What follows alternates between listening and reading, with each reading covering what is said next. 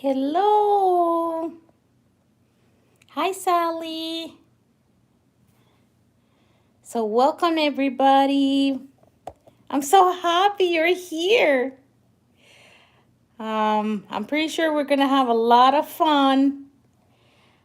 I hope you enjoy it and not only enjoy it, but you learn a lot. I hope so. um, this is my first time doing this. So, um, I hope you give me I know you are very nice and you're giving me the opportunity to be here with you. Okay. Something is not.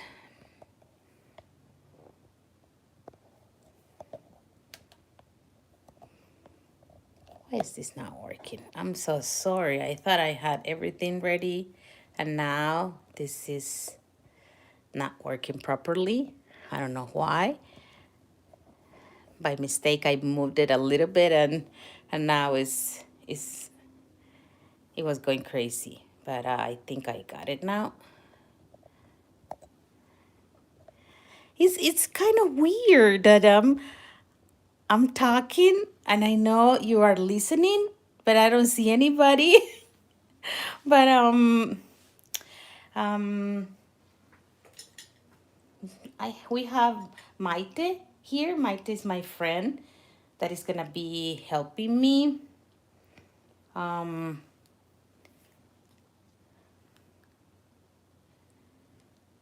how can I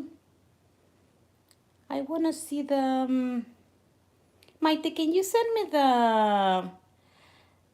the link to to what sorry, what am I doing?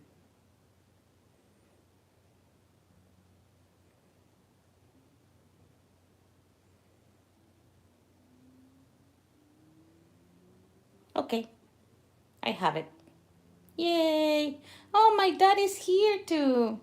I'm gonna be speaking a little bit of Spanish. Voy a hablar un poquito de español porque va a haber gente que solo habla español, como mi papá. Él pinta también. Así que yo traigo el arte en las venas por mi papá. Bueno, también por parte de mi mamá y un poco de eso, pero es más por el lado de mi papá. Así que ahora sí, creo que estamos. Ay, miren qué lindo esto que tengo. Lo traje aquí porque me quería sentir bien navideña. Con con todos los ánimos arriba. I brought all this because I wanted to feel you to feel, and me too, the vibes of the season. Thank you so much for being here. I am welcoming you as because you're making the time to be here and because we're gonna have fun, we're gonna learn, we're gonna get relaxed. So let's dive in.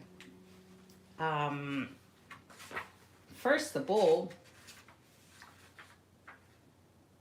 I want to say I'm Tania. I'm Tania Miller.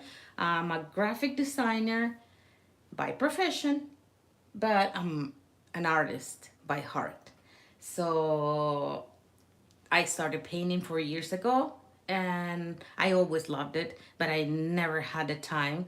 But right now I'm living my dream really, and I can't believe that I can get to share all this with more people that are in love with art, with creating things, beauty things, and to share with the world. It's amazing. So we're gonna talk about, while I tell you a little bit of what we're gonna do and what we need for this class. I know you already know what you need because I posted on social media everywhere, but we're gonna go um, through that again, just in case we forgot something. You know how those things happen, right? So let me. What we're gonna need is, of course, um,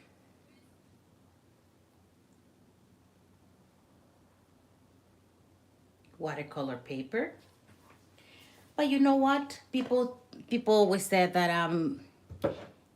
that what we need is the watercolor paper all the time. But for to in order to just practice, para practicar, yo no siento que necesitemos comprar un papel demasiado caro. Entonces me gusta siempre tener a la mano papel normal del que usas en la impresora, em, que es este papel. Les voy a ir como mostrando lo que yo tengo preparado. Es el papel normal que usas para imprimir. A mí me gusta doblarlo en dos para que tenga como sea un poco más como thicker, right? I want it just to be a little bit thicker because we're gonna use a lot of water with watercolor, of course. So we have watercolor paper that I have it here.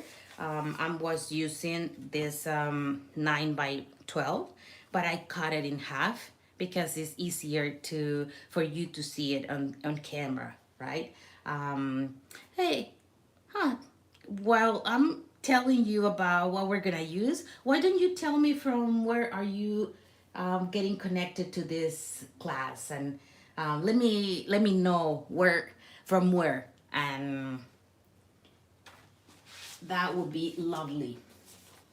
Um, that yeah, I got my artist side from my dad. Yeah, and my dad is so nice that my dad is here, um, and his wife is here too. So mi papá y su esposa están aquí. Yo estoy bien orgullosa de ser su hija y de traer en las venas lo que él me enseñó.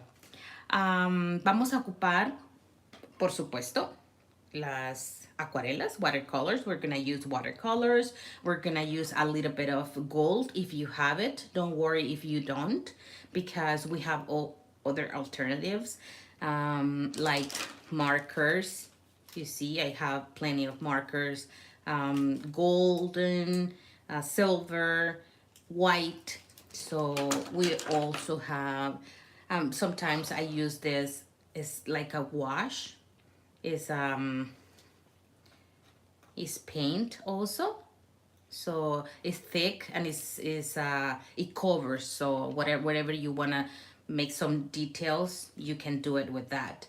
We're gonna need also 2 cups of water. Why 2?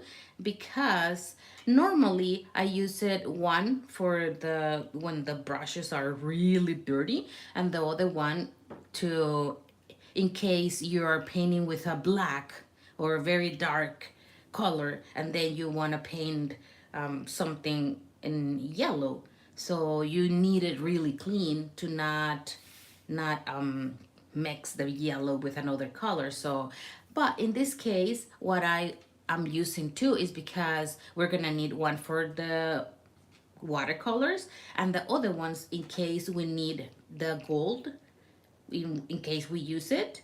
Of course we're going to.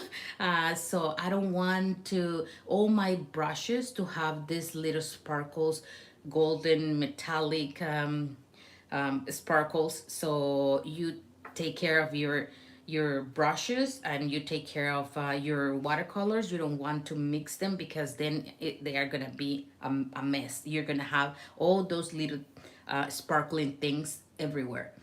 um, Ontario, Canada. Yay! Ohio, England. My goodness, I'm so happy to have you here. Okay, we're gonna need also, I part of the list are the brushes. You can have plenty of brushes. They don't have to be the most expensive ones. You see, I have some that I have bought on Amazon that are very cheap, really. I don't want to use that word. I didn't want to use that word, but they are really affordable. And some others that are kind of in the medium, uh, that Princeton have the snap ones. I love this series that of brushes. I have these ones too. The I don't know how to pronounce this. Grambusher. I don't know. Well, and these ones are a little bit more expensive, and I have all kind. So what we're gonna need here is one that is like number three. We're not gonna need anything that small, probably just the liner. Sometimes it's handy to have something small for details, but because we are not going into very, very tiny details today, because I don't want you to get scared that you're not gonna be able to do something because it's too, because if you know me, if you have been following me for a while, you know that I'm into details a lot, but it's not a rule because I love everything. I love the loose watercolor too, and I love all kind of things. So I love trying new things and learning. We're gonna need a pencil. We're gonna need an eraser if you, well, this one, if you don't want the pencil to show that much, you need that. And you need a towel. I always like to use a towel instead of paper towel. I have it handy, paper towel, because you don't know if sometimes you spill something by accident or whatever. But the rule for me is to have a towel that I can be throw it in the washer and just have it clean. But that way I'm not wasting that much paper. Okay, saying that, we're going to start. What are we gonna do? Okay, we're gonna start with some warming up with some strokes like this. Look, we're gonna do something like this. We're gonna learn and not learn. We're gonna know what we do with the brushes that we have. So I want you to get ready with the print paper, because we're not gonna be spending or wasting watercolor paper for this. It's just a practice. We're gonna practice some strokes, and then and what we can do with those strokes. Why is that important to know your brushes? Um, and we're gonna learn also how to do some of the elements that we're gonna use for. Oh, I didn't say what we're gonna do today. We're gonna do the wreath, and we're gonna paint the poinsettias. Those were the winners. And oh, which one do you want to do first? Okay, help me here. um, do we start with the poinsettia, or do we start with the wreath? Okay. Let me know while I'm showing you what we're gonna do. And if you are ready to start painting, just send me some love. Send me some hearts on the chat, and to know what if you are ready to start. Yay! ¿Estás lista, Paola? Oh, gracias. Okay. And yay! Yo creo que sí, que estamos listos. Vamos a comenzar con los más sencillos.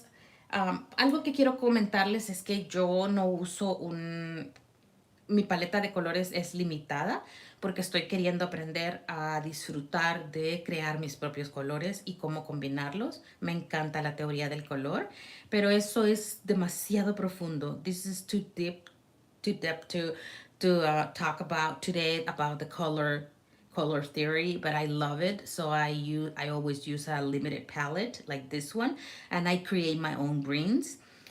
I don't have any greens. I know it's hard to tell over here because the colors looks very, very dark, but let me tell you that what colors do I have in this palette. I don't have any green, if you can see. So what I use is, these last ones are the blue ones. All these are blue. The only green I have is the pearling green. It's a color that is hard to make, to mix in color. So I love it, and sometimes I use it. We're not gonna use it today, but we're gonna use really the blue ones and the yellow ones to create the greens. Just wanted to let you know that. But if you have your green already, that's perfect, and it's better if you're just starting with this. I want you to relax, to have fun, because nobody's judging you. Nobody's gonna tell you, oh, this is not good, oh, you did it ugly, oh, you, no, no, we're not going to use those words here, because we are learning, we are having fun, and you can make it beautiful. It doesn't matter if the world doesn't see it the same way that you do, but if you like it, that's perfectly fine, and that's what you're looking for. Okay, first we're going to mix the watercolor that I have here. It doesn't matter what color it is, because right now we're going just to do some strokes to start with. We're gonna practice how to, what we can get with the different brushes that we have. Okay, this is a round brush. You see that it doesn't have a very pointy, it's not that pointy at the end like this one. You can compare them. So the good thing is that with that, you can get some kind of strokes that are very different than the ones that you get with the other one. Whatever you need to ask over the what we're doing, just please ask whatever you want. Um, don't ask about my age, please. That, not that kind of questions. Only the questions about what we're doing here. I'm just kidding. No, but seriously, don't ask that. Okay, the first thing we're going to do, look what we're going to do. Just get your paint. This paint is very watery. It's like, how can I compare it? Like tea, because it has a more water than watercolor, so it's very transparent. It doesn't matter. It is. Oh, you know what? I'm gonna divide, because the paper down here is gonna get too humid. So I'm gonna use just one, and I have it in half, so I have more support. Okay, first, okay, we're going to do this. Look at me. Look what I do. Very slowly. Aww. I can start thick and end very thin. Or you can start thin and then go thick. Or you can start thin, then go thick, and then go thin again. So if I use my brush in like this, like your is not vertical, is a little bit like a 45 angle. um so you're gonna get this. If you use it like this, you're gonna get probably not touching that, not pressing the paper that much. You're gonna get this. Look, can you see it well? Let me know, okay? um So this brush is telling us that you can do all these kind of strokes with this. What if I want something very short like this? Look, like drops.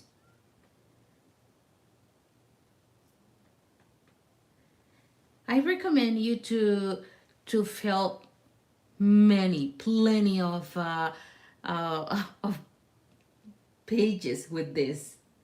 Oh, is it a little bit light? Okay. Yeah, you're right. Okay, we're gonna use a little bit more paint so you can see it a little more. Thank you for letting me know what's going on over there in your end. Okay, we're gonna do it again. You see? And you can make them shorter like this. Press it and lift it. Press it and lift it. Look, you can try different ways of holding your brush. Don't, because this is gonna give you so much of style or your own way of painting. You're gonna be finding the way you like to paint, and that is gonna be part of your style. Don't try to be or to paint like anybody else, because I can do this too. Look, I can do it like this, and I'm getting kind of the same, achieving the same, but then you are not really getting advantage of what your brush can give you. So because there are so many different kind of brushes that you want to learn what you can get from each one. Okay, what if I do it like this? Instead of putting having my brush like this, I'm having it like this.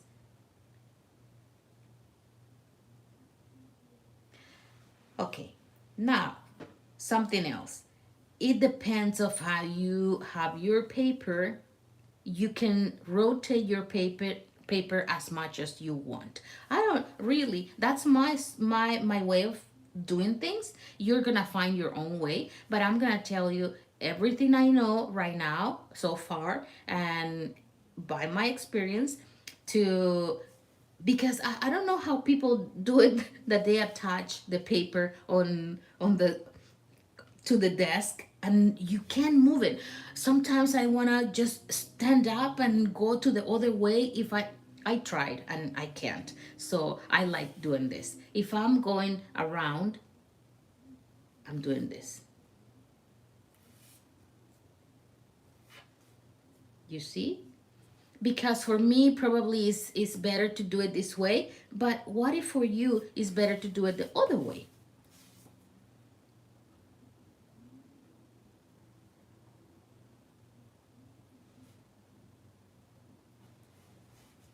You can do the same.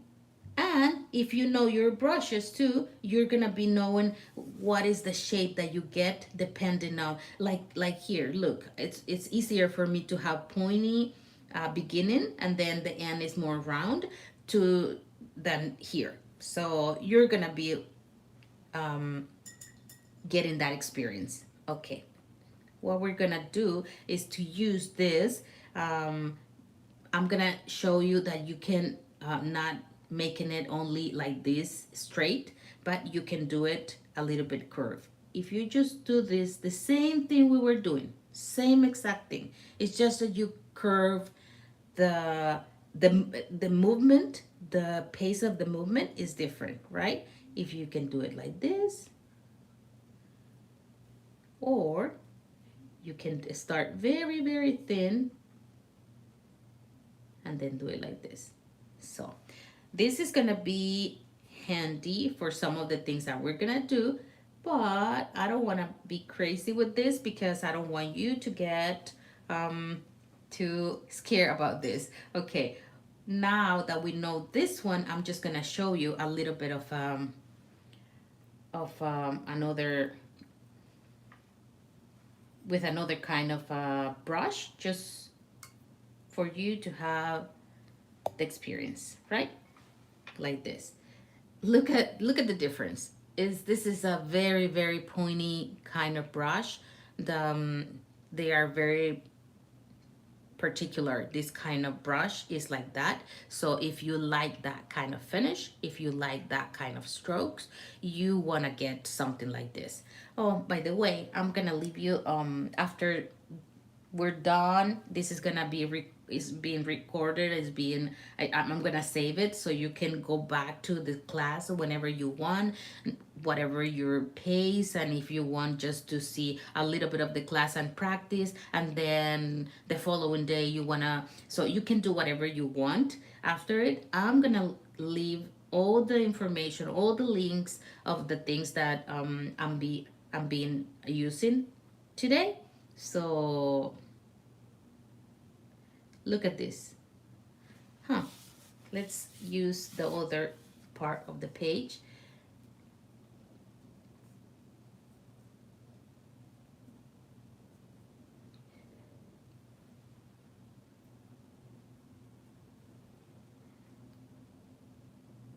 If I go like this, look what I get. And I'm doing the same thing we did here. I'm not doing anything different. But if you can see that it's easier to, because of the type of brush. This type of brush is for different, if you want to chip different things. But if you want a more round, with this one is harder to get around. You get like this, and look, the shape at the end that you get is not always round. Even if I can do it like this. Oh, you see, we got a round one because of the direction of the stroke. Look, if I paint it like this, huh? That means that if you practice and if you start knowing your brushes, you can get much more than what you ever thought. Okay, and I can do like this and go lift it a little bit.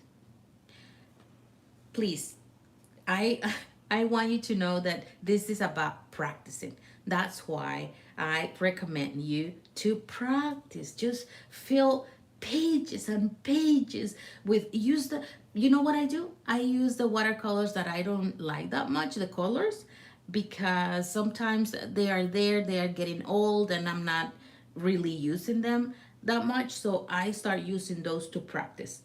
So I have cheap kind of watercolors that I started using. I'm sorry, what I meant is that when I started. Okay, I think we have enough with this practice. This is very, very nice to have a start, like a pointy start, then a thick one, and then again. Okay, and now the last thing we're going to practice in this one is that we can do it like this. Look, we have like the shape of a leaf, but if you want it more wide, you can do another stroke over here. Look,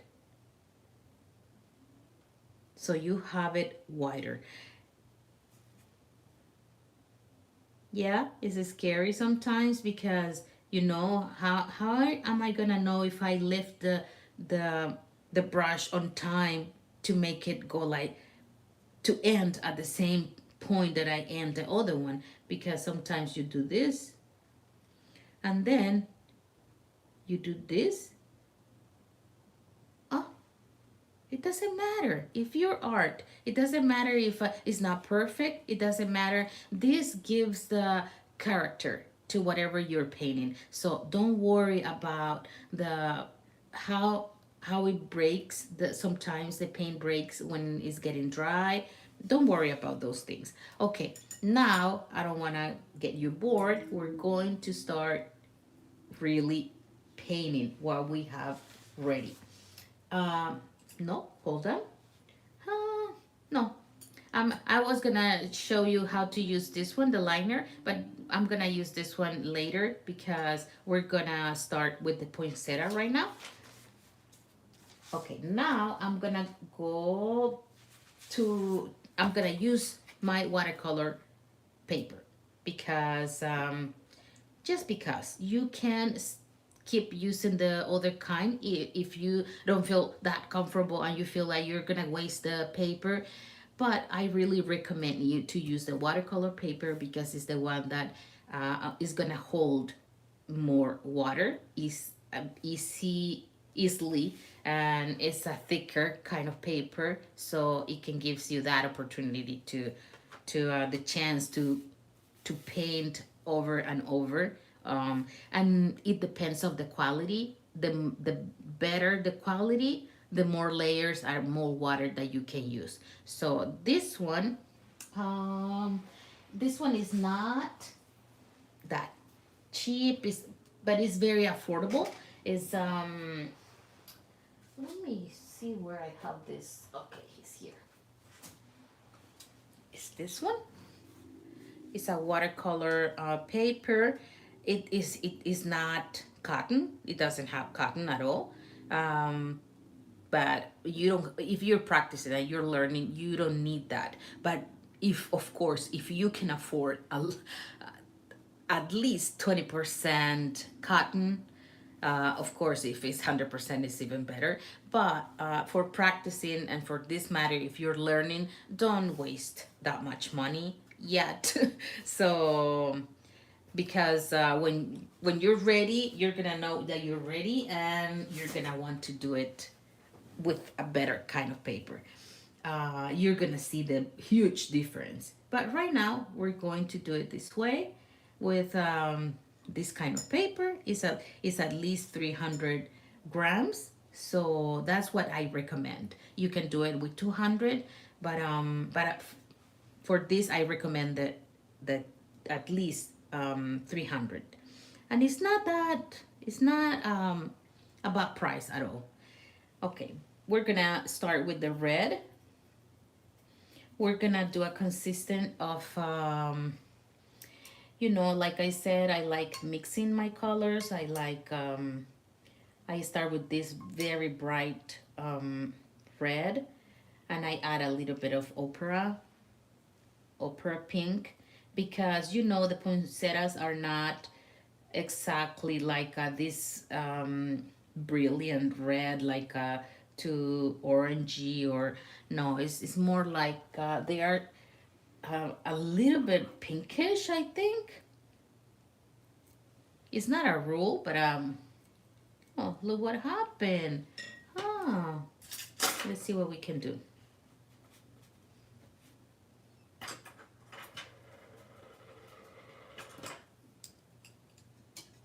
Let me show you. We're gonna take advantage of this. I'm gonna show you how to clean it,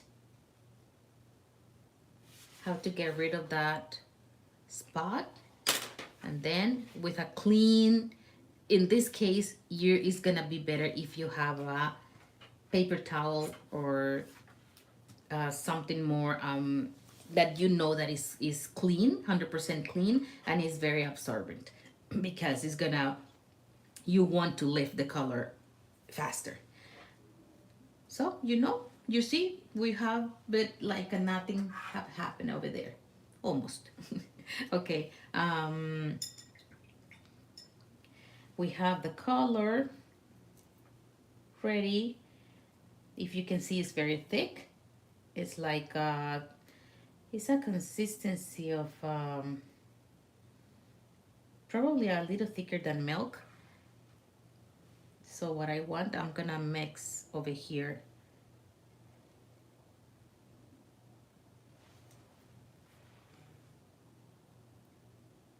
What we're gonna do is to start with the poinsettia, doing the exact same thing that we were doing over here. I'm gonna use this brush because I want them to be pointy. It's just my preference right now. But you can definitely do it with a round brush like this, or not a liner, or the one with a pointy end. If you need to ask me something, just ask, okay? I'm gonna be paying attention on the chat.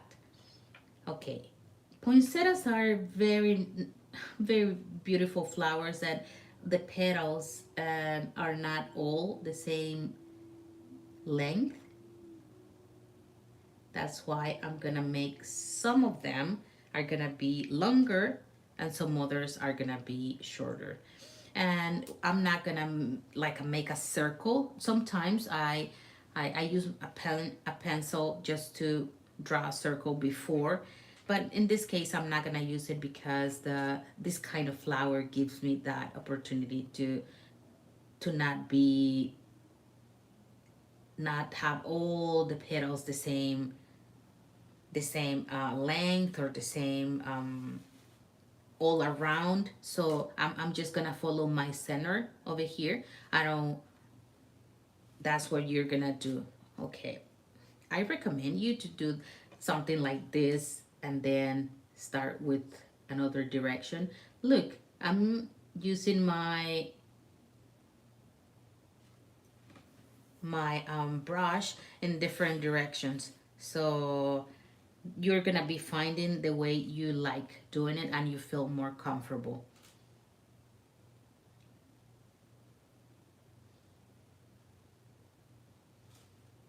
You see over here, it doesn't matter if it's not like a round shape like all the other ones. You can fix it or not, or you can leave it that way. That's part of the beauty of the watercolor and the beauty of art, because it's your art. It's nobody else's art. You don't have to paint the same way I do.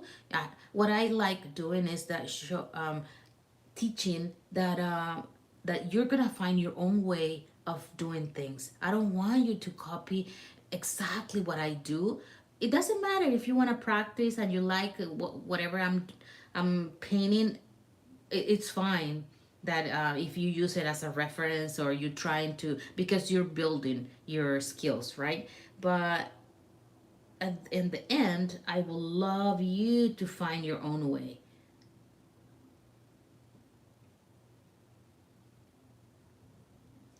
Paper that is it doesn't have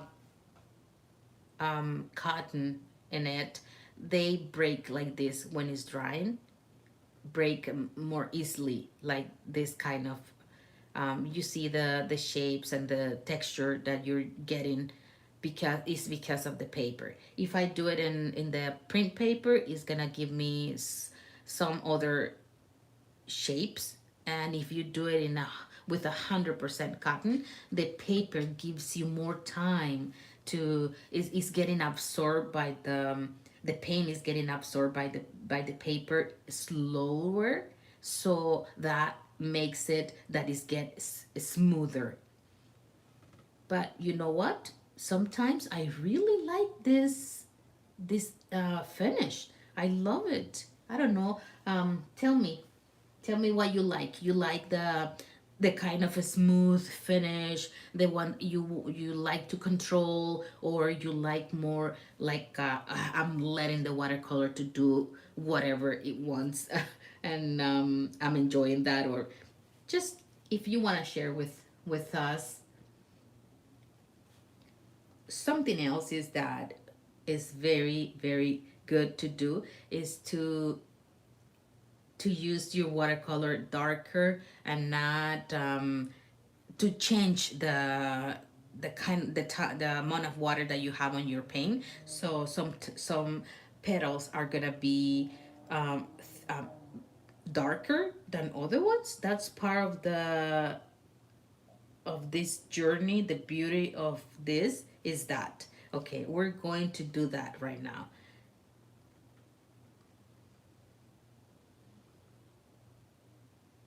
We're going to overlap. If you let the watercolor to dry first, you're gonna have this effect. If the watercolor is still wet, because either because you're painting very fast or because you are using a 100% cotton kind of watercolor paper, that it gives you more time, so it's gonna stay wet for longer. So that's the the effect that you're gonna get. Okay, now we're going to overlap different petals. It doesn't matter if they are longer, shorter, rounder, wider. Just have fun on top of them. Other ones. Look at this. Oh, it's so beautiful.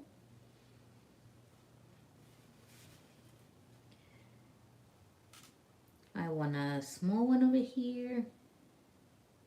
Well, the thing is that depends of the kind of the number of the brush that you're using is gonna be the where the area that you're painting and the how big you want it or how small.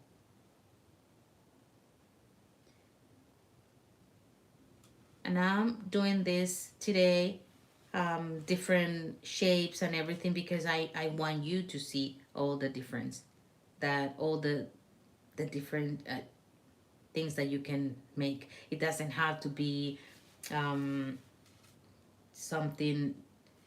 Look what I'm doing here because I'm a perfectionist and I'm in recovery because I love when that watercolor does whatever it wants, and I love also when I can control it. It depends of how the approach that I want, whatever I'm painting.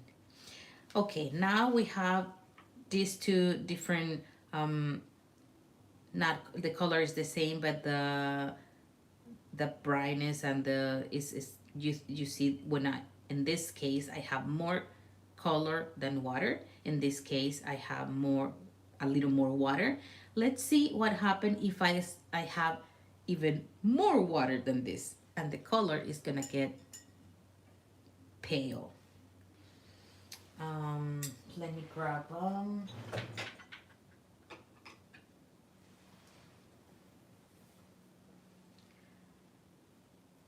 a clean palette because this is like tea.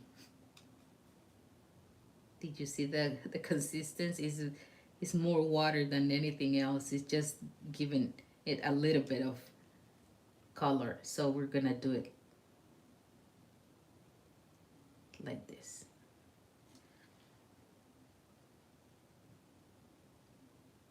How do you like it? Are you with me? Are you painting with me? I know it's hard to be painting and at the same time trying to be part of the chat. Don't worry. Just if you want to share it with me after, it would be so great to see what you did. Okay, this petal over here is still wet. So let's see what we can do with this one. So because it's dragging a little bit of the color that I have here and the water, look how beautiful the effect that we have over here. But sometimes we don't know what effect we're gonna get. Look how beautiful. Look, it wasn't that I was exactly looking for this line, but it happens.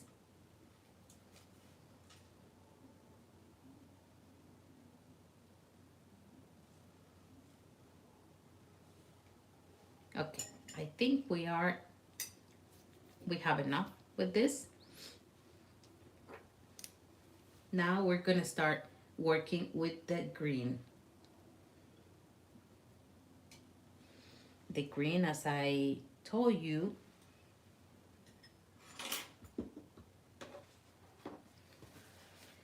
let me clean this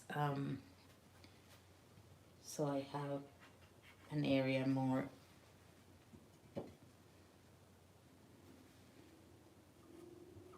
A cleaner area because I don't want that purple to mix with my color.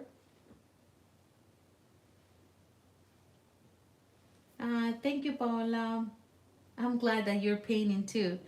Okay, let's mix some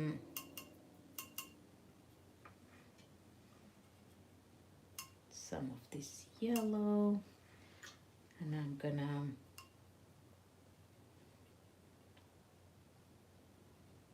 look how beautiful. I love doing this. I love creating my own greens.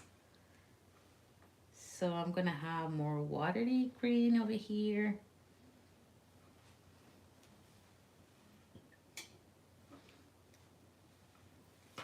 Uh-oh. I don't know if you noticed, but I had an accident over here.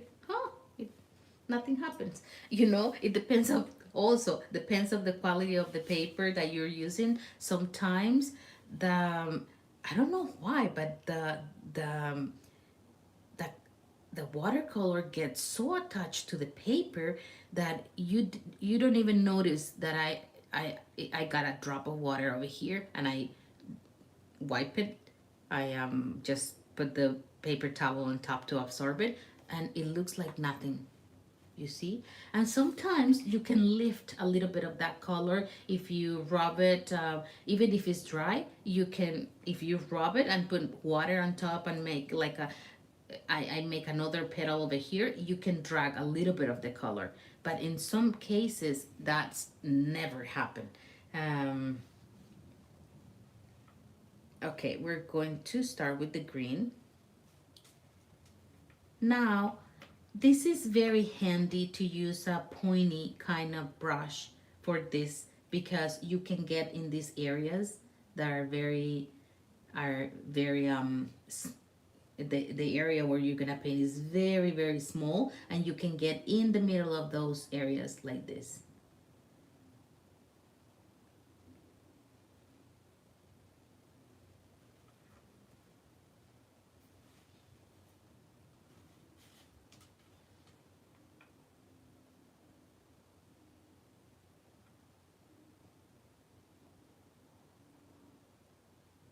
In this case, because I'm using um this brush, it depends of the brush also, as I said before. If it's big, this is a 6. If I use a smaller brush, I can make a smaller um, leaves. With practice, you're gonna be able to paint a smaller leaf even with a big one. Like if I want to do it over here. Okay, not in this case, because in this case I want to go around the petal. This one is more like I was really paying attention to what I was doing, because I wanted to keep the shape of the petal. So I was being very careful.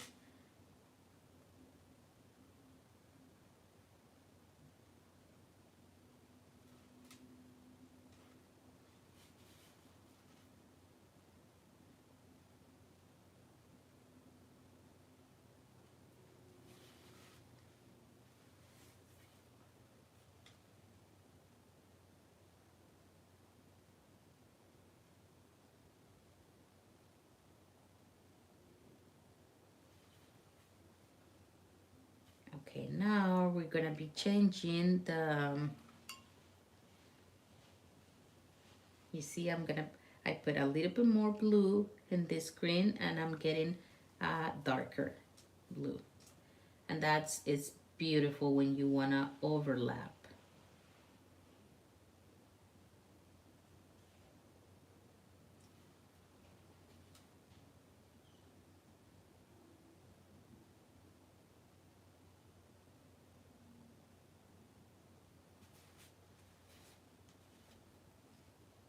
How do you like it? I'm gonna make a tiny one here, because sometimes you know how nature is. You don't have to have all the leaves the same size.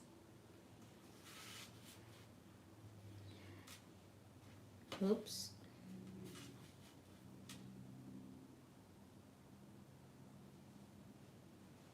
And when you are using different different the amount of water that you're using on your watercolors, it gives you those that dynamic because it's not like too flat, whatever you're painting. And with this, look at this. These ones are gonna be more into, this one you can barely see, but when it dries, you're gonna see it.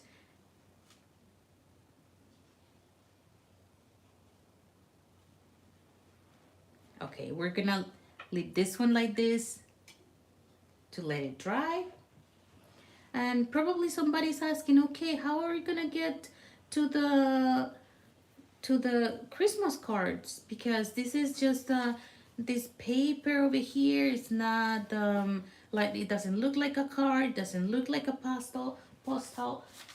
Um, what we're gonna do is that sometimes when you're learning, and when you like me, I didn't know where the poinsettia was going to get bigger to this side or bigger to this side, or even I can even put another leaf over here, because I feel like whatever I feel in the moment, I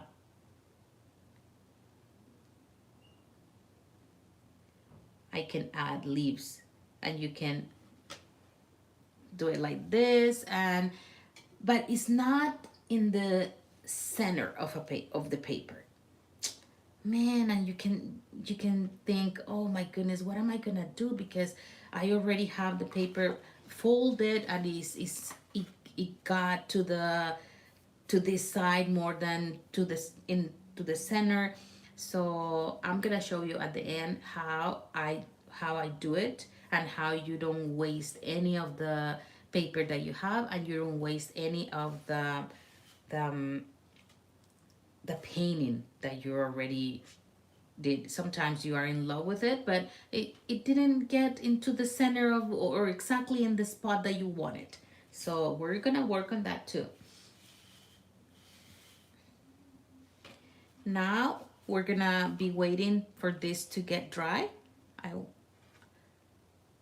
I'm showing you closer. So I love all the texture that I got with this. We're gonna work on the details after. Is you need it to dry completely. So we're gonna put it aside for now, and we're going to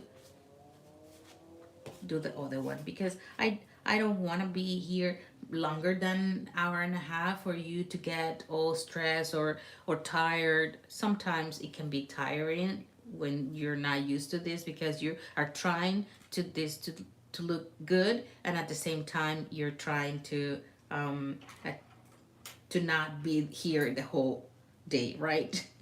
Okay, what we're gonna do this time is, if you have something to make a circle with your pencil, to make a circle with it, whatever you have handy, it can be really whatever you have. It can be this. It can be, if you want it smaller, or you have a something to really make it.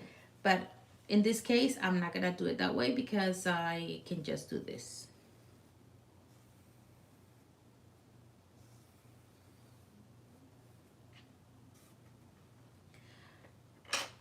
But as I said, you can do it how is easier for you.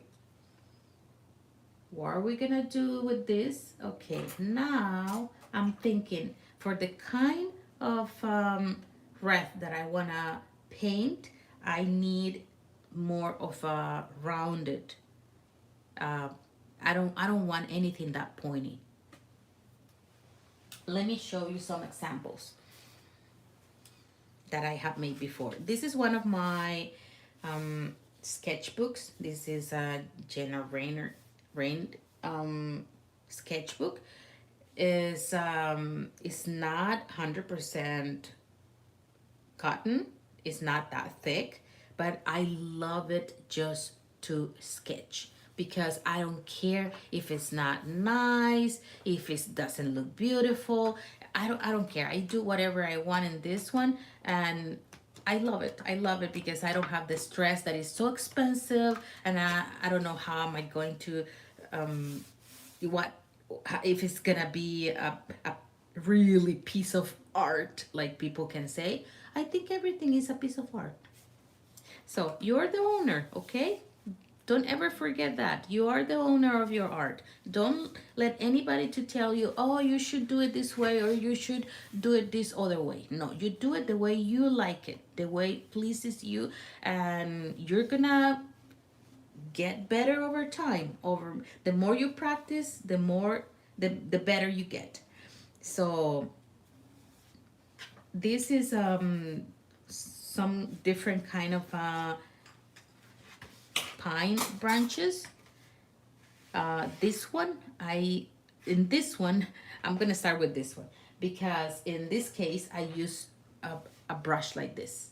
It was very, very thin, and if I make it wet, look how thin it was. Because why? Because I was kneading these endings on each of these strokes. And if you can see, not all of them are ending like that pointy. It doesn't matter. It's just the overall that I was needing something like that. But for the other ones, this one, if you can tell, this one, the ends are not that pointy. So I didn't want anything like,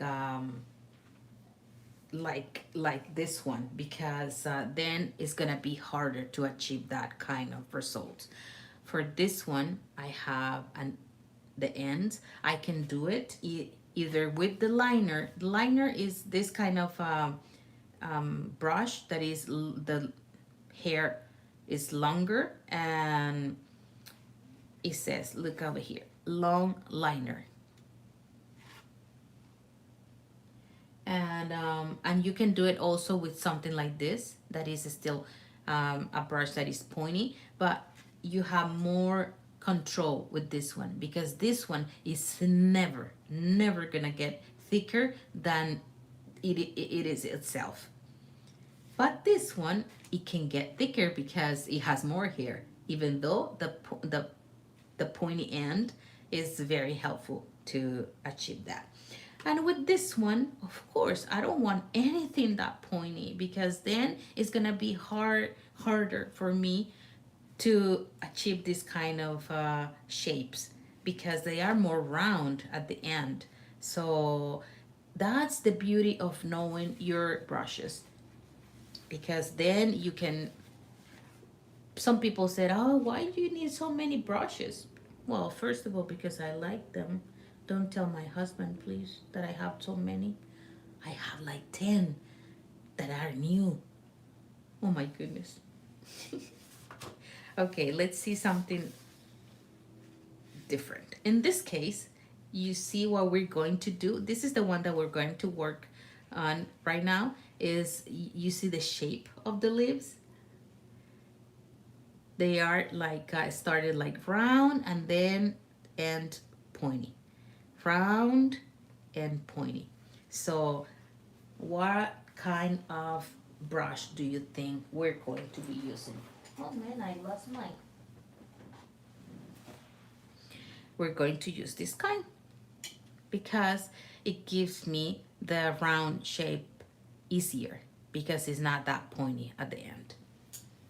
Okay. Let me show you something else that I have here.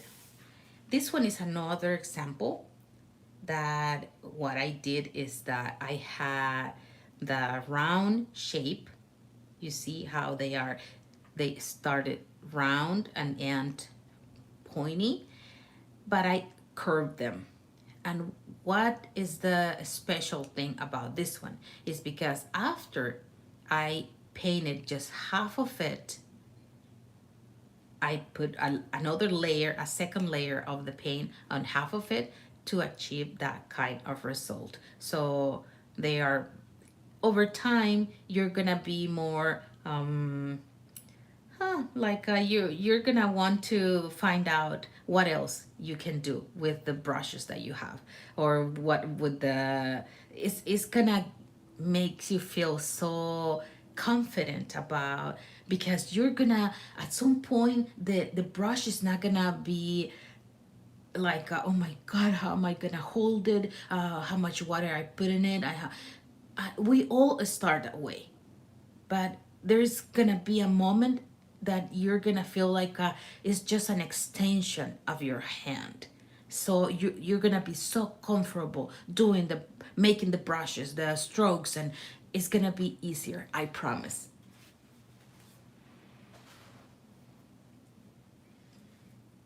Okay, with this this matter, sometimes if you make this and it's too dark, and you don't want the pencil to show up when after you finish, you use this kind of eraser, the knitter eraser, the soft one, to just remove a little bit, because it's just a guide. You don't want to be making this so noticeable or whatever.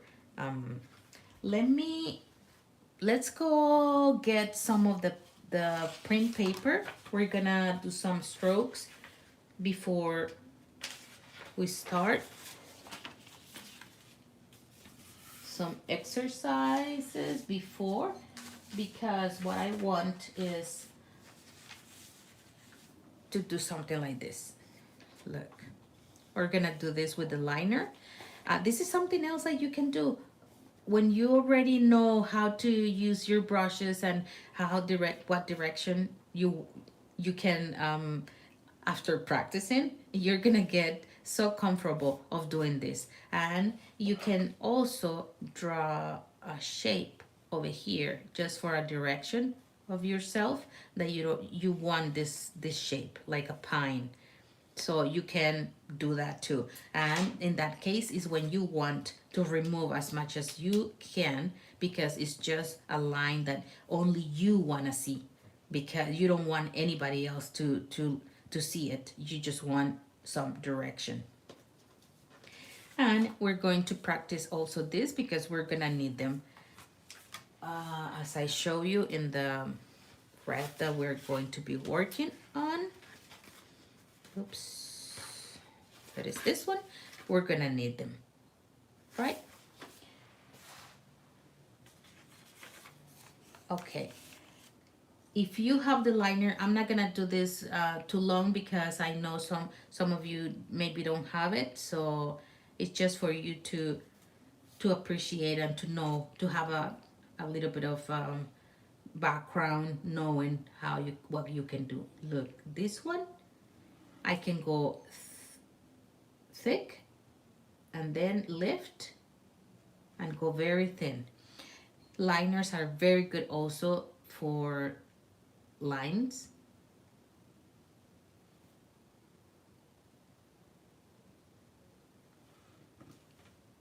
It's amazing. Look what you can do with this little thing. You can get something as thick as this one, and you can get something as thick as this one, and you can get something so thin like this. And over time, you also are going to learn how to get straight line. It wasn't easy, believe me. But at the beginning, I thought I was never gonna be able to do it. I'm gonna learn. I thought I'm gonna learn how to paint without needing any straight lines, because I can't. And look at me. So I believe in you, because I did it. Thank you, Maite. Okay, so that branch of the pine tree is like this, and then you can do it like this, you can do it like this, you can do it like this, you can do it like this, you can do it like this. Okay, let's have fun. Okay, okay, look what we're doing. So you can just do this. Okay, if I do it like this, you see how the beginning of the stroke is thicker. Let me point it closer. This is thicker. It's like I'm doing this, right? But if I'm doing it the other way, instead of doing it like this, I'm doing it like this, then we're having the end the ends are gonna be pointed, right? So let's do this. Now we can do it.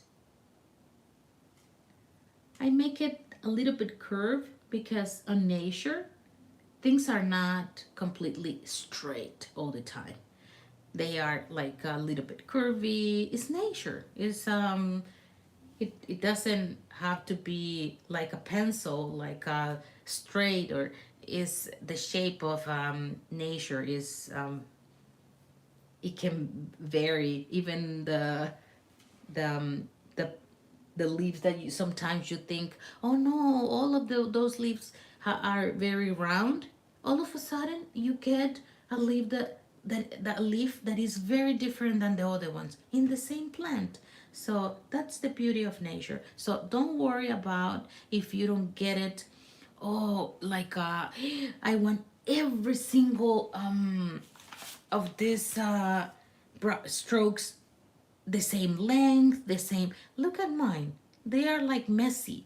Ones are longer, ones are the other ones, and you can even after you can fix them because oh these ones over here are getting all shorter and this one.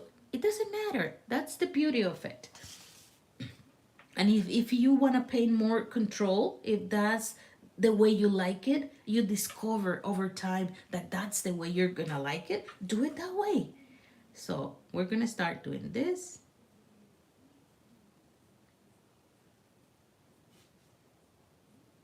And look, and I hold my brush in different directions. I'm not gonna do it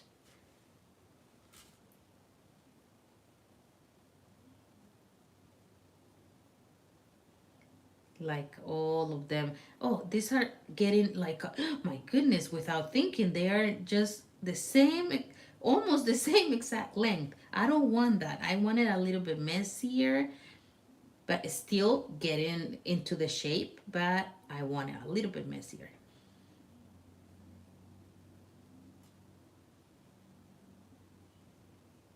So on top of them, I can do this. Something else is that you can manage to have some darker. After you did this, you get some more paint. You change a little bit, slightly, the color of the green that you're using or whatever color it is, and get some that are darker. That gives it also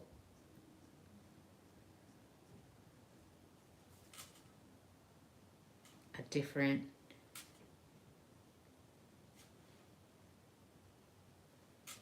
is more character to whatever you're painting. Okay, we have this. I can't, I can go fancy and get some brown somewhere in your palette. You have some brown. Look, my brown I created with a little bit of something with a lot of um, yellow, and then I mix it with purple. And look, I have brown. Isn't it amazing? And what happened if I want to mix a little bit of blue? Huh, it's a darker brown. What if I want a little bit of orange? It's another kind of brown. So we're gonna use whatever I have in here in the middle.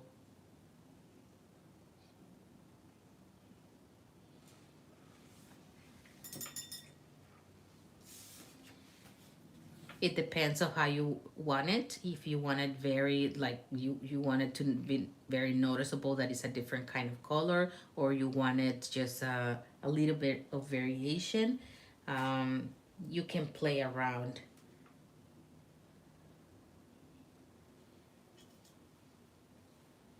Okay, this is a branch that you can do also. Oh, you know what? We're gonna try doing something over here.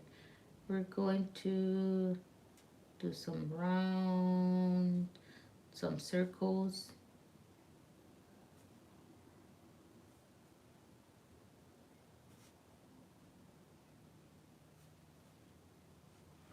Okay, made these circles and then I get water. I get the excess of water and now it's fairly clean. But look what I'm gonna do while it's still wet. I'm gonna do this. So I'm dragging a little bit of the color that I already had before. So look how beautiful this is looking. Why? Because it's having some character. It's not flat, it's not, and then this is already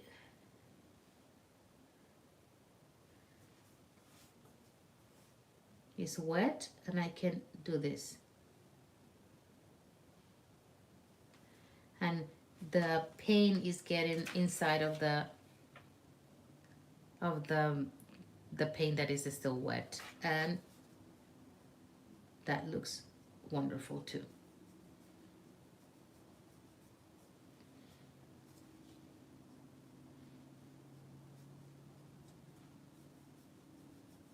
Isn't it fun?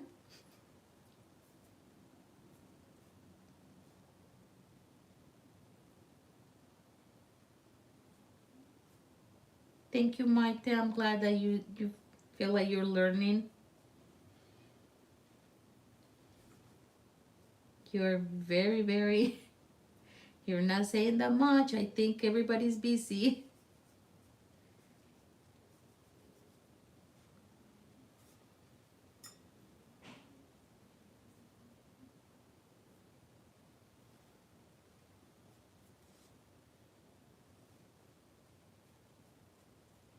I wasn't expecting of doing this, but I think it's so much fun, and you can get to have a nice results very easily doing this.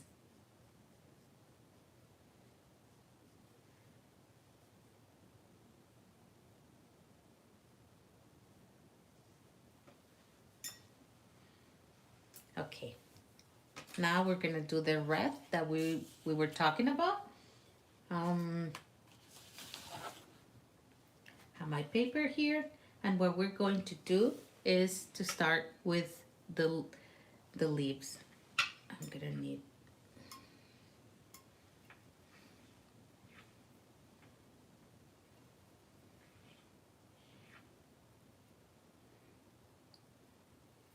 more green. Okay, it's ready.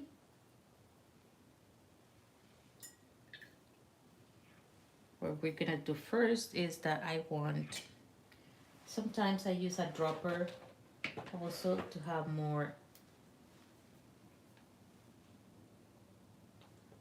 water here.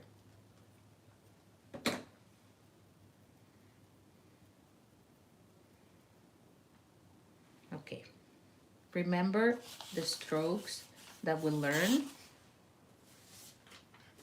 Okay, sometimes if you're feeling nervous about starting something new, you can practice.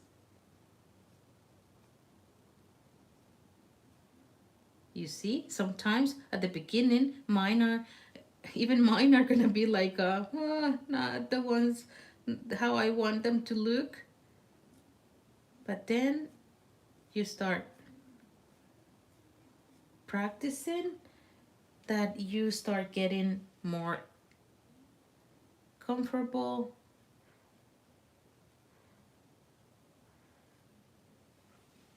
and you decide what direction you want to paint.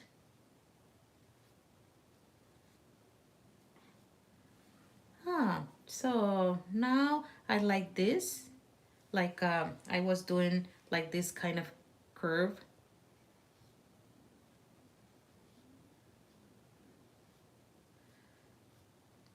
But at the same time, I like this too, that I was doing it like one in the center, another one over here, another one over here. I like this one too. So you can decide which one you want to use, which one it works for you, right? So in my case, I'm going to, because I want this very watery, I'm gonna use another palette that is cleaner so I can.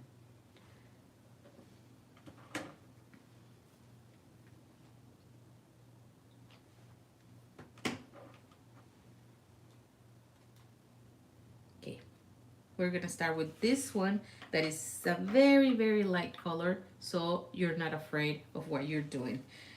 I don't know if you can tell where I have my circle. I'm not sure if you can see it, but it's there. It's there, it's over here.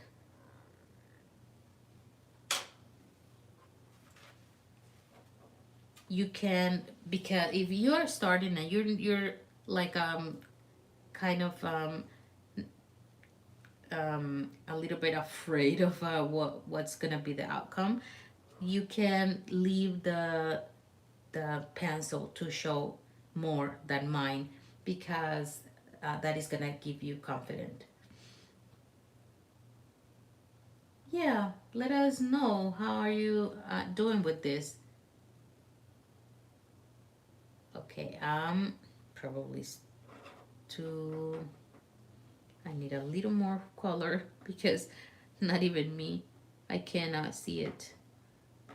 Okay, we're gonna do it like this, just like we practiced. 5 petals. I'm gonna leave some space in the middle. I'm gonna do it like this. It doesn't have to be perfect. Just get rid of the perfection, or get rid of whatever you have seen other people painting. You have your own way of doing it. So I'm gonna try to go a little faster because it's getting. Look at this, because I'm going faster, this they don't look that good. But it's okay, it doesn't matter, because you're gonna work on that more, so it's not gonna look just like that everywhere. You see how I said that I love turning my page? Tell me, how do you like painting? Do you stick the paper on a board? I like that, doing it on a board, yeah, because I can still move it. But do you stick it on the desk, or you stick it on,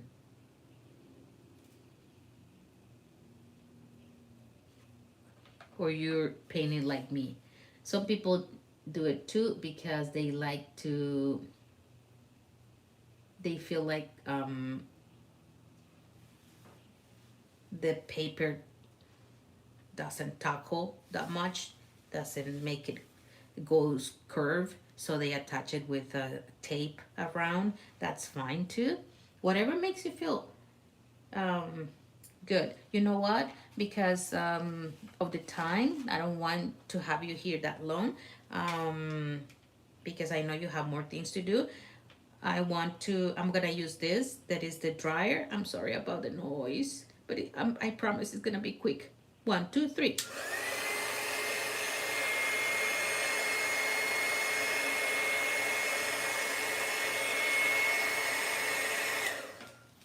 You see? 1, 2, 3. Okay, now we're gonna use the paint a little thicker because you want it darker. And we're trying to achieve something like this. You have the ones that are lighter and the ones that are darker, and that makes some dynamic and character to what we're doing.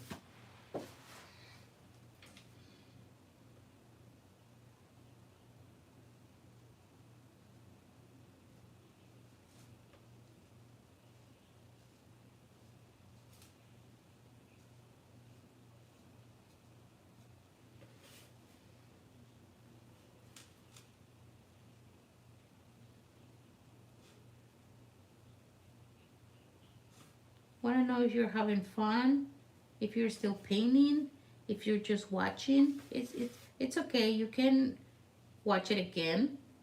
This is gonna be it's being recorded, so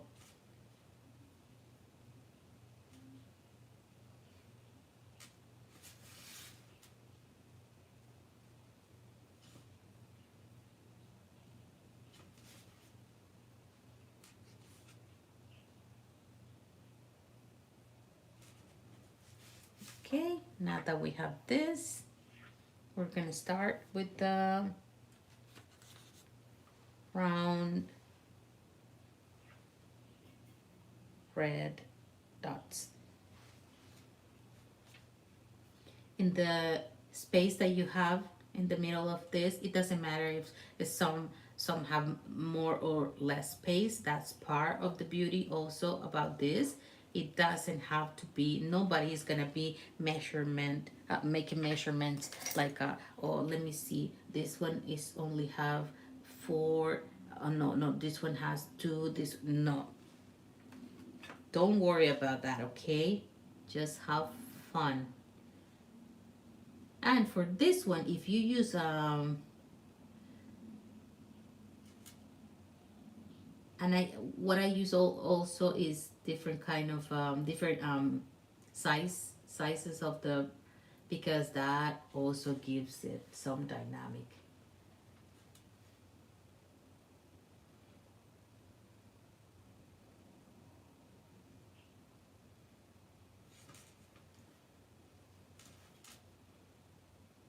Because this paper is a little better, not a little, a lot better than the one that we were using to practice, the print paper. So this one is gonna stay humid longer, so I don't need to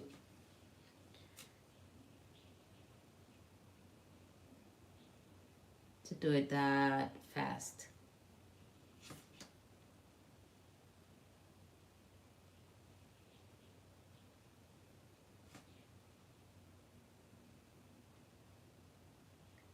The main thing is that I'm glad that we got to see the brush strokes, the practicing at the beginning, because with that you're gonna be able to create so many more things than just this.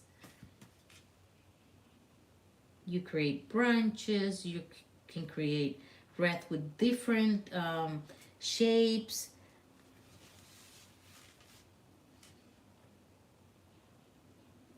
What I want you is to have knowledge, not how I do things all the time, or how is you're gonna find your own way of doing things, your own way to.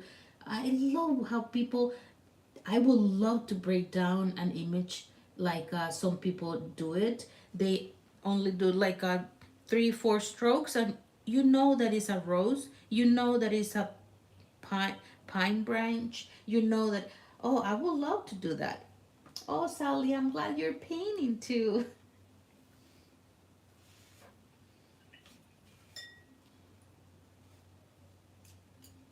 Okay, we have this, and we're going back to the poinsettia. We're ready to do the to work on the details. Details, most of the time, you what you want is that a paint that is darker where you're gonna use it, like in this petal, in order to be able to see the details. It has to be a little darker, not too dark. Well, no, it doesn't matter, really. Well, whatever you like, really. Don't pay attention on what I just said, because no, it's your art. It's the way you're doing it. You don't have to do it to light to. No, nothing is wrong. I'm sorry about what I said. Look, look how this color looks over something that is already paint, that is pale, and how it looks over something, some other ones that are not that pale. You will see the difference when it gets dry. And even in this one that is very dark, let's see what we get. And I like not doing it in all the leaves because I like dynamic. Sometimes I put more water in this one. So, and you know what? It doesn't matter if I goes out of the line. Oh, I know. They told us in kindergarten that we supposed to be inside of the shape. No, you can do whatever you want. Some of them I'm gonna leave them just with one line in the middle. Some others I'm gonna do the texture like they are leaves. And if you have noticed the poinsettia, the red, this red part of the poinsettia, they are leaves. They are just, they get red, but they are the same exact shape. They are the same exact texture. They are. It's amazing how I love the poinsettias because of that, and they are beautiful. Look how I love it. How you can go out of the shape of the leaf, and I like it. I don't know if you like it, but I like it. Okay, now we're gonna do it with the red because, as I just said, poinsettia is what I'm doing it with a lot. I have a lot of paint on my brush right now, so that's why it's getting thick. But I don't mind because I love it. I love the it gives some character instead of being so thin like this. Like they are a little bit different. And I'm not gonna do this in all of them, but in some. Some I'm just gonna do it like this. I love how this petal turned out.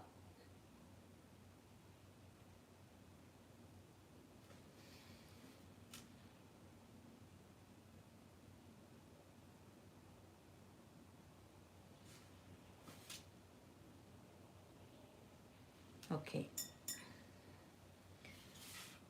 now we're going back to this one. What else can we do in this one? Um, have you seen those? They have sometimes like a little branches getting out.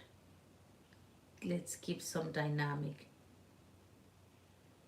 This is just branches like,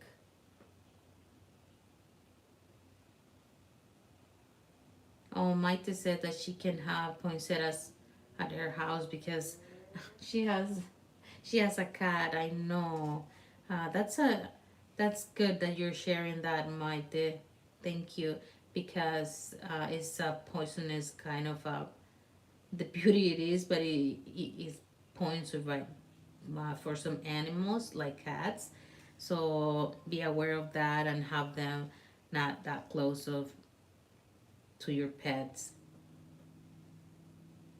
And saying that also the paintings, some colors are toxic, so be aware of that when you have the water where you clean your brushes. Don't let your pet to drink that water.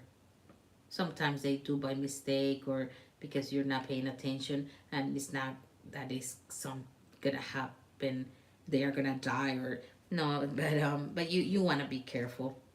You don't want that to happen all the time. And not all the colors are toxic, but because you're painting with so many different colors all the time, so it doesn't matter, just be careful, it's better. These little branches over here are gonna give it um, some movement.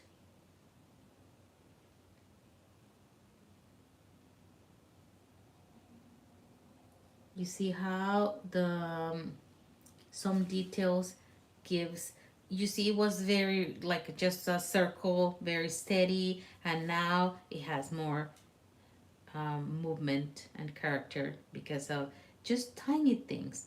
And that's what happened when I use gold too.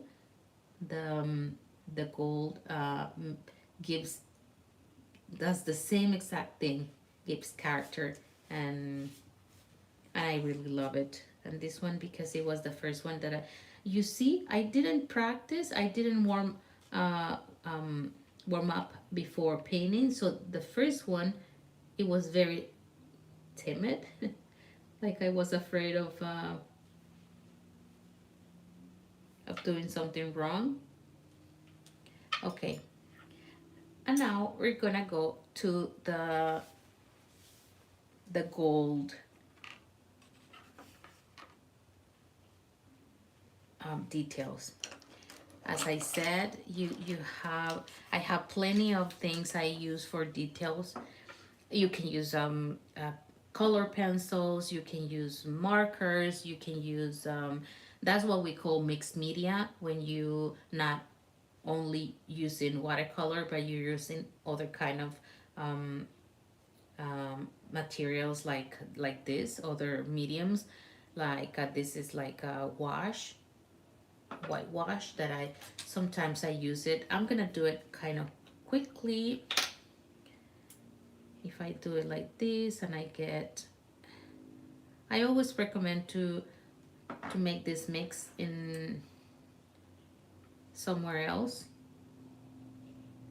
That way you keep your paints clean and they don't get mold, or because the once they get mold, there's nothing you can do about it. You have to throw it away because it can contaminate other parts of your other art supplies that you have, other paints, or so in this case I'm gonna show you different ways of oh, let me show you this.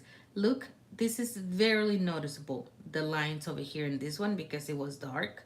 The leaf was very dark, and the lines are not dark enough to show more, but I still like it. It gives some texture without being so noticeable like this, right? So I'm gonna show you different ways that you can do this. You can use white,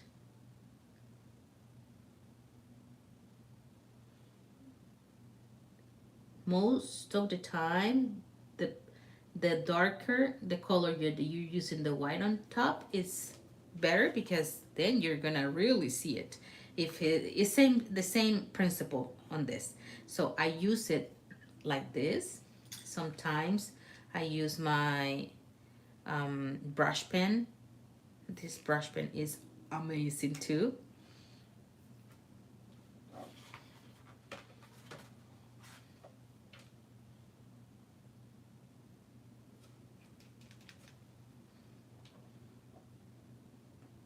Oops, I have color over there.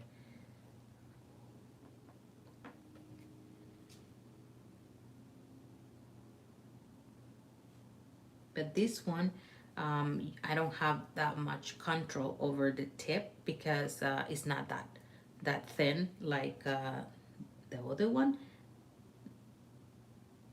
But what I like about this is thicker. Oh my god, but it's ready. Every time I want to use it, it's ready. Look. Oh, I love it. I can even do some,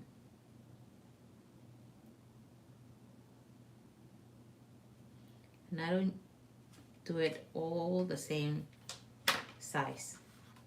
And then we can do it with some gold. Oh, I have this too. This is a jelly roll that is like it's not a marker, it's gel. Look, and you can do it with this too. So I use different things depending on what I'm have handy, or if when I'm what I want to achieve. This is a gold marker.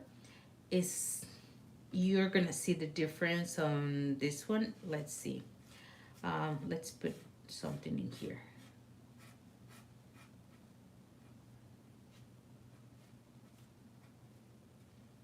Is it a T? That's Tania. I have also this color that is like a bronze. I have silver, I have, but I also have the watercolors that are,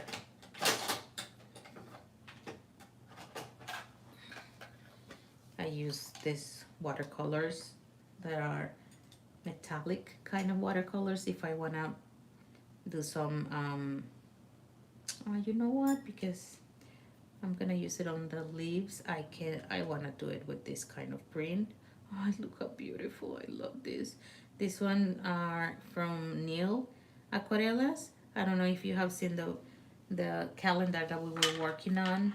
It's it's a watercolor paper calendar, big for you to practice. I love it. I love the result. We were 12 artists that we work on that one, and so now I can't wait to start painting on my calendar. Remember, I said don't use the same water that you were using to clean your regular brushes. Use a clean glass of water, clean a cup of water. Look, isn't it beautiful? And I have other method. I'm gonna use a brush that I always use with this because I don't use the same brushes to use the metallic colors because I don't want to ruin all of them, or then I can use them with my other colors because they have the shimmery, and shimmery is everywhere. You can, I don't know if you have had that experience that with toys or things for kids and sometimes for scrapbooking or for Christmas decoration and all that, they have this glitter. Oh my god, sometimes you it's so hard to get rid of it. Okay, let me show you the difference on the look, the finish.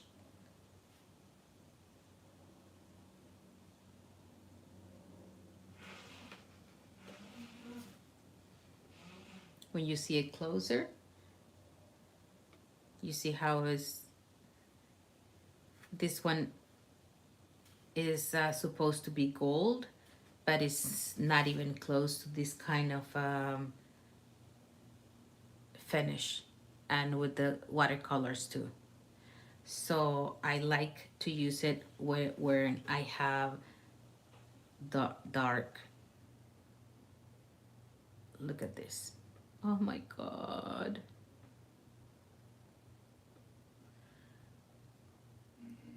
I'm gonna leave all the links from what I'm using, where I bought them, if you want to try this. It's very satisfying, and it gives a touch of something very different into your watercolors.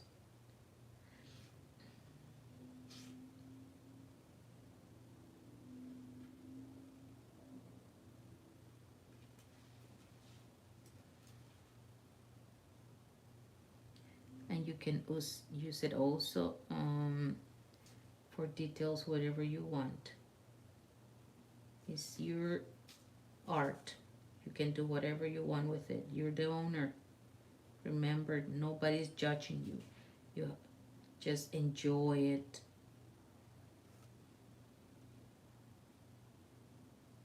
Oh my god, this is beautiful. I didn't think I was gonna do this, but look.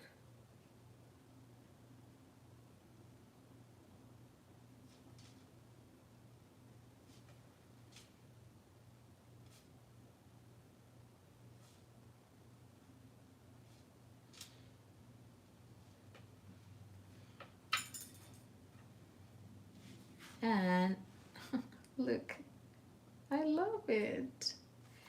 I even think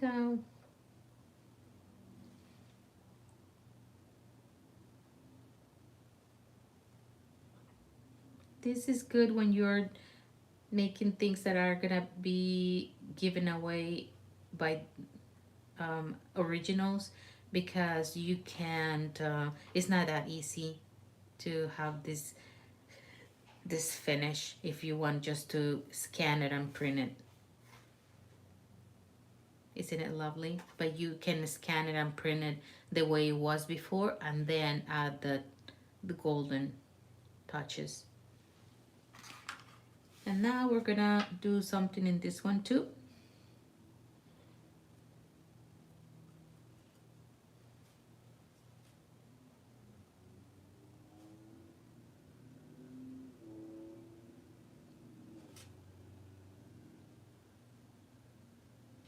Some dots over here, some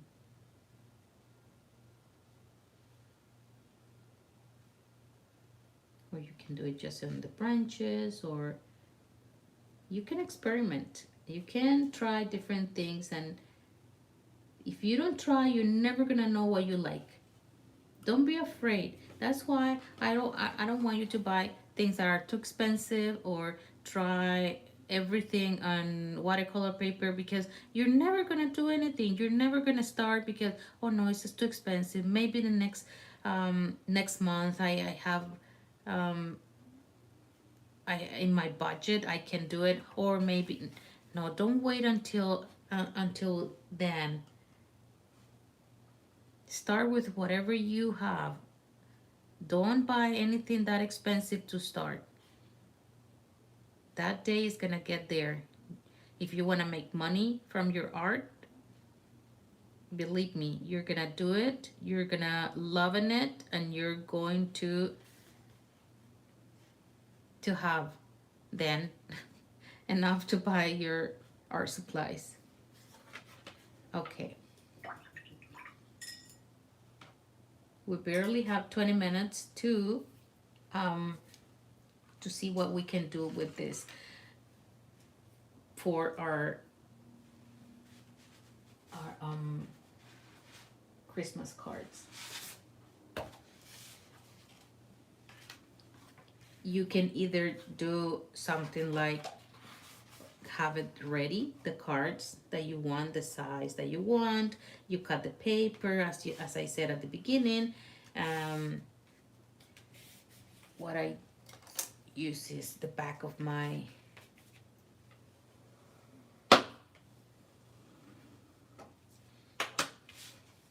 okay. So there you have it. You can have it this way. There's another way that you can do it, is to, if you already have them, you know where the middle is. I'm gonna use this one in this case just to have some kind of direction. That is over here, and I'm gonna do another. I can erase that after.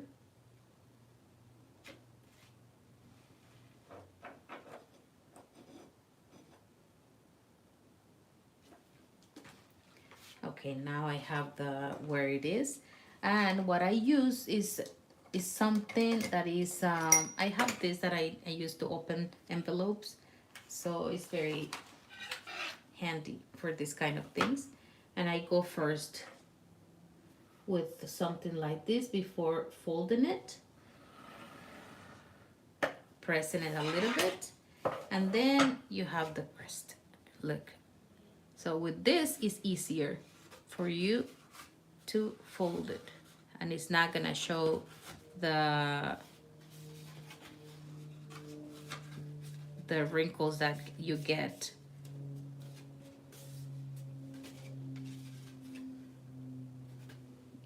Let me show you the difference. I don't know if it's gonna be easy for you to see it, but I have less wrinkles. Here are more wrinkles than here when you do it this way. And of course you can paint like I said over here.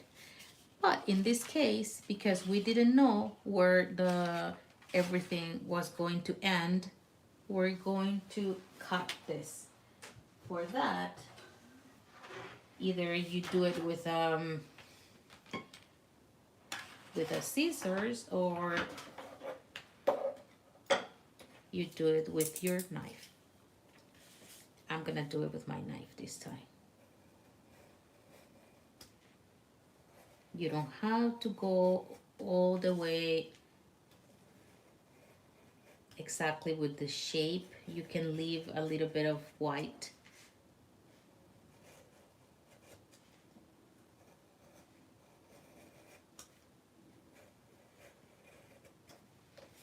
This is one of the techniques that I use, and it looks like you have you seen at the store that whenever you want a card that has um, some areas are elevated on like a 3D kind of effect, because what they do is to layer papers, put other papers on top, and so they are more expensive. So that's what we're doing here. Yes, they are more expensive because of this more work, but they are nice, and it's a very good way to do it when instead of wasting the paper, because oh, you try to have it centered in your card, and your card was already folded, and now what we're gonna do, because it doesn't look in the center, so you can do this, and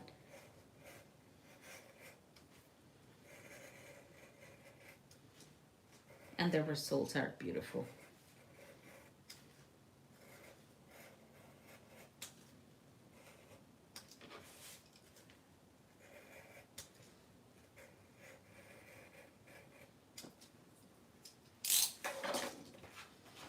Okay, ta-da!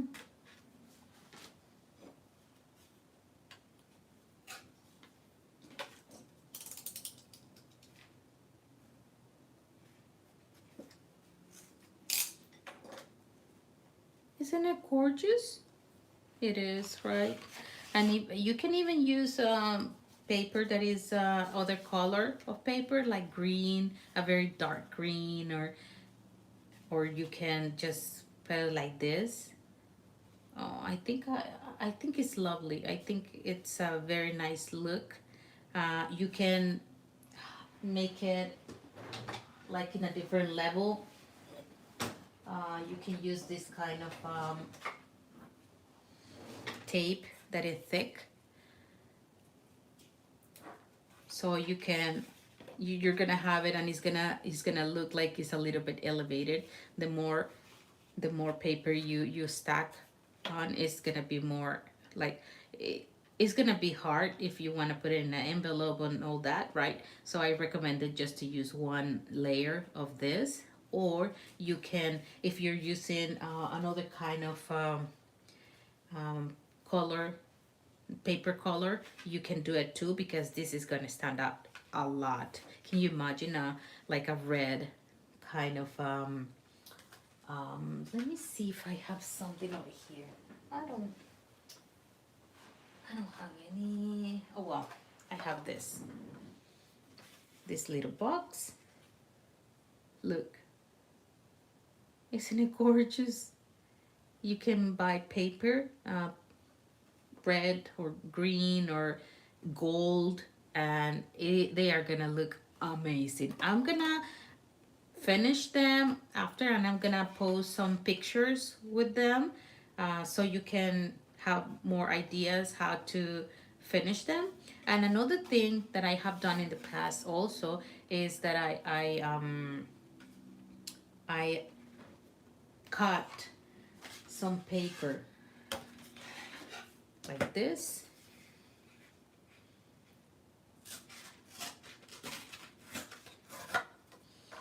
Look, I love the look of the paper when you cut it like that. You get this texture. So if you do it all the way,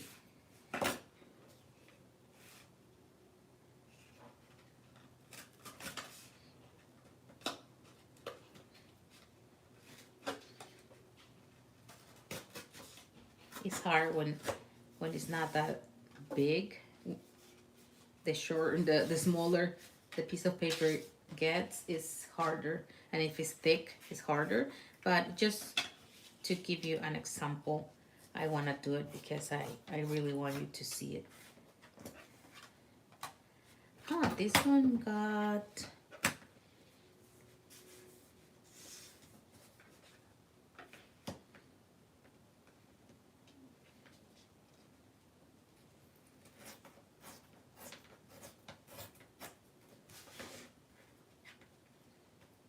okay. Now you have this kind of finish. I think it's really nice, and you can paint on this and elevate the card and have this elevated a little bit like 3D, and they look very nice, that too. Yeah, the rough edges are wonderful, right? They sell some rulers that are for exactly for that, that are like a chunky over here. I'm thinking that they can be part of my art supplies, but I don't want to say it out loud because I think my husband is gonna want to see this live later. No, I don't want it just between us. Okay. No, I don't want it. I don't need it. I'm gonna keep doing it like this, but I'm gonna buy it. Okay. Okay. Now we can do the same exact thing with this, and you can even cut the middle, the center. Oh, that's gonna look gorgeous too. Now I'm thinking that I wanna do it. So I'm gonna show you I'm gonna post how they turn out, the cards, and so you can have an idea of everything you can do with them. And the more you paint, the more you practice, this is gonna be easier for you. Okay, I hope really that you like this class, this workshop. I hope you have fun.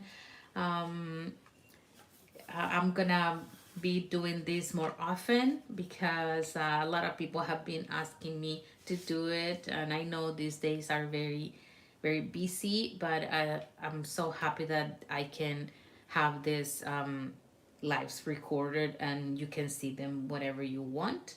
Um, is exactly Marilena is gonna be. I'm sorry if I didn't say your name correctly, but yes, you're completely right. It's about practicing, and the more you practice, the better you get, and the faster. Because now you're gonna say, "Oh my goodness, is all this work? I can just go to Walmart to buy some cards, or I can go to the store, and this is too much." Is a For me is a piece of art. It's handmade, that you can give to your family, to your loved ones, that it says much more than any other. Of course, it's a nice thing to do, to send cards to your loved ones, but if you can do this, is believe me, is a lot of people appreciate so much what is given to them, that is made with love, and not just with love, with your hands. This is hand painted, and as I said, it's gonna be easier and easier and easier. And you know what? I don't wanna go without showing you how you can probably. I have this video on my social media, but I'm going to show you how you can do it really fast. We're gonna do a couple of lines that we don't want. We want to keep it like this shape. What we're gonna do, and we're gonna start.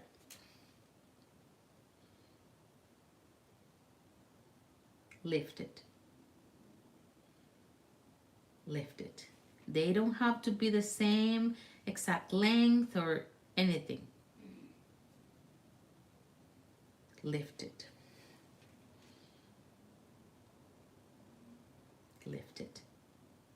And you practice how is better for you, how is easier to do it. I just want you to see how you're gonna do it at some point. It's not gonna be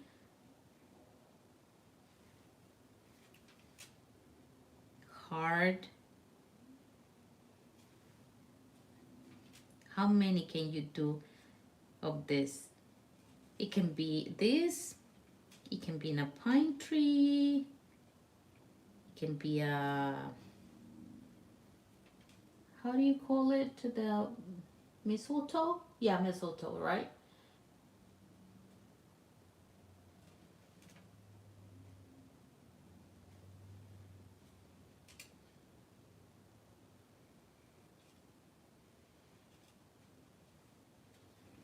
Okay, and then you can wait until it's dry, and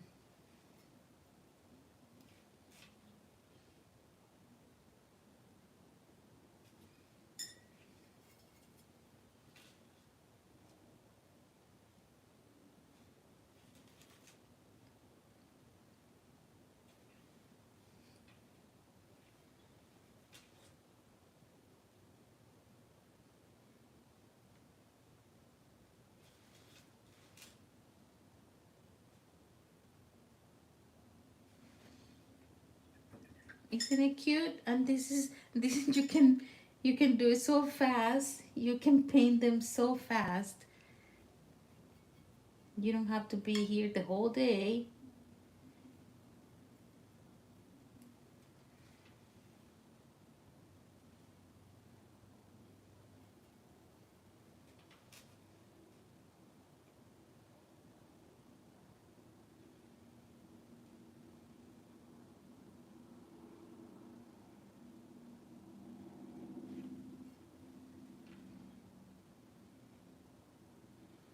Remember, if you want some dynamic, leave some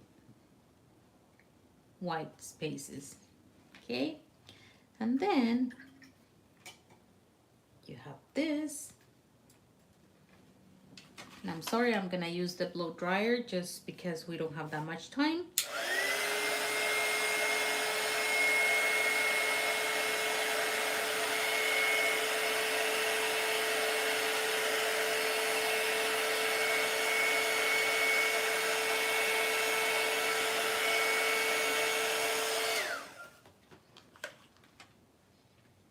Okay, now that you have that, you can come with the red color again. Oh, and you will see that it's easier to do this round shapes with the brushes that are not that pointy. If they are pointy, is kind of difficult.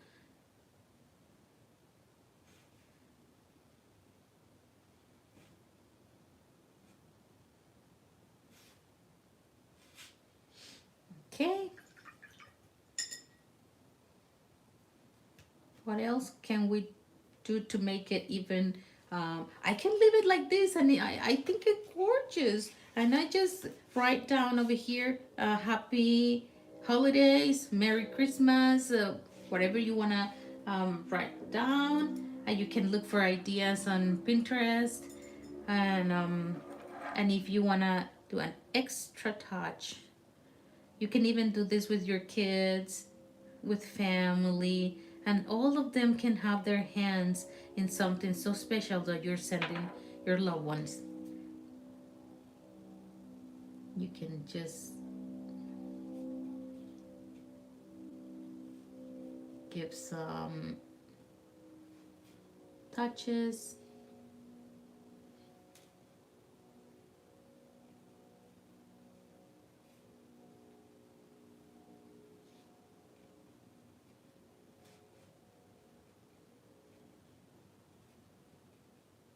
You can use your watercolors that are, this is just gold.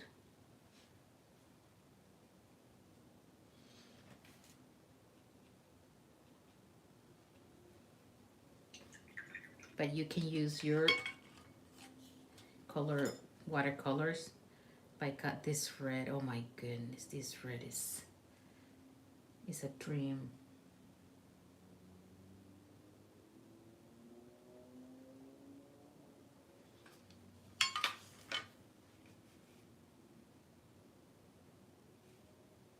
And when it dries, it gets those sparkling touches that makes it so special.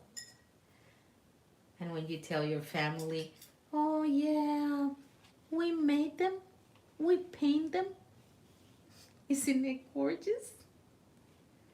So I really hope you enjoy the class. I really hope you get something out of all this. And this one you can keep working as much as you want, as much as you have time, as much as you, and you can leave your kids to do whatever they want to, because it's, I just want you to understand that this is not difficult if you don't want to see it difficult. Just is the way you see it. If you are trying to be somebody else, don't try, because that's too hard. Just be you. Just be you and do what is easier for you, what is easier for your hands, what feels natural, and you will be amazed of all the things that you're gonna be achieving because of that. So this is the how we end.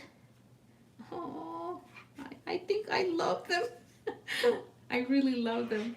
So I hope you show me on social media what you do, what you create, and I will be so happy to see it. Thank you so much for being here.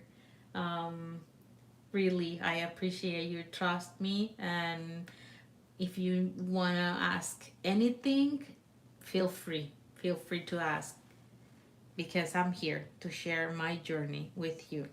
Thank you so much. Have a wonderful rest of the day. Bye bye.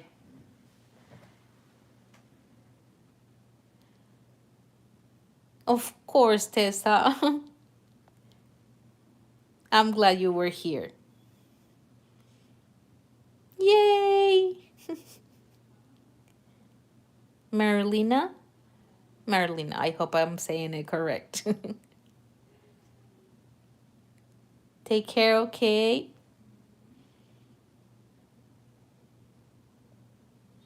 Thank you, Maite, for your help. You were so helpful. Oh, you really need friends like Maite. But don't get Maite. She's mine.